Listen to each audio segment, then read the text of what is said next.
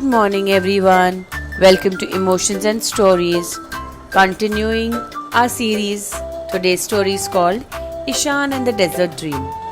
In the golden city of Jaisalmer, where camels roamed like kings and dunes sang lullabies to the wind, lived a quiet boy named Ishan. He was 12 and lived in a cheerful but worn out town orphanage run by a kind hearted couple, Baba and Masi. Ishan had no memory of his parents, only scattered dreams of lullabies and a mango tree in the distance. Unlike the other kids who played cricket or chased goats, Ishan preferred the company of sand. He could spend hours drawing shapes in it, trees, birds, stars, entire places, only to watch them swept away by the desert wind. They are just going to disappear, his friend Samir would say. Maybe, Ishan would reply, but while they are here, they are beautiful. One scorching April afternoon, Masi brought home a postcard. Ishan, she called, this came for you. For me? Ishan blinked. I never get letters. It's from Kashmir, she smiled. On the front was a drawing of a snowy greenhouse. Inside stood a girl in a wool hat holding a small plant with bright green leaves. On the back it said, Magic grows where love is planted. You inspired me. Zoya. Masi explained. Someone saw your drawing from the school inspector's visit. He sent it to the student in Kashmir. She has a garden in the snow. In the snow? Ishan whispered. That's like planting dreams in the sky. That night, under the moonlit sky, Ishan stared at the sand and whispered, If she can grow a garden in the snow, I'll grow a garden in the desert, a garden of dreams. He didn't mean plants, he meant stories. The next morning, he gathered the younger kids and led them behind the orphanage to a wide stretch of an untouched sand. With sticks and chalk, they began to draw in the dunes. A mango tree with a glowing fruit, a girl in snow whispering to plants, a city boy watering a glowing seed. Each story was drawn with care, told aloud and gently brushed away. Then they'd draw a new one. It became a ritual. Every evening the kids gathered to plant a new story in the sand.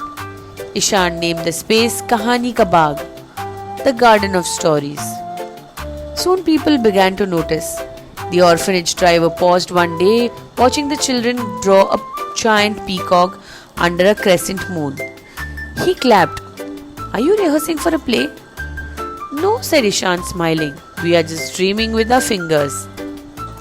A local teacher brought her students for a visit. The tourists stopped and took photos.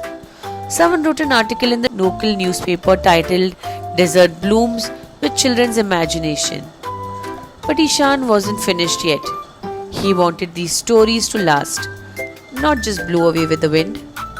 So using discarded paper, old cardboard, and Masi's help, he began to write down each story in Hindi and English. They added drawings, colored borders, and short poems. Each tale was based on a story they had planted in the sand. Soon they had a booklet of 15 stories.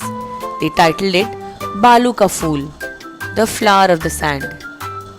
One day a tourist from Pune named Devika visited the orphanage. She saw the booklet and asked, Who made this? I did, Ishan said shyly. But all the kids helped. She sat and read it for an hour. This is beautiful, she said finally. Have you ever thought of printing it? Printing? Masi asked. We barely have money for textbooks. Devika smiled. I run a small publishing company. If Ishan agrees, I'd love to publish this. Ishan looked stunned. Really? Devika nodded.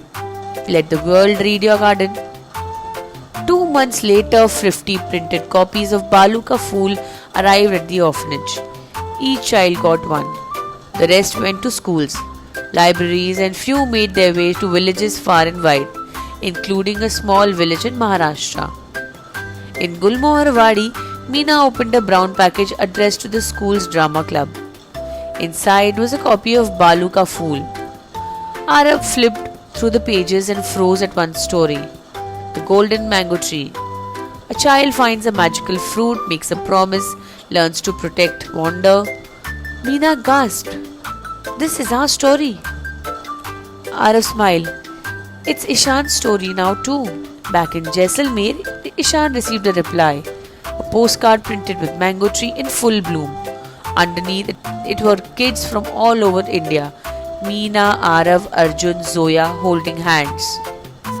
On the back were three words: "Come visit soon." That night, Ishan stood on the roof, sand curling between his toes, and whispered, "I drew dreams in the dust. They drew me back." Imagination can transform even the driest places. With belief, stories become gardens that never stop growing. We hope you like this story. Please do visit us for the next and the final part. Please do like, share, and subscribe. Thank you.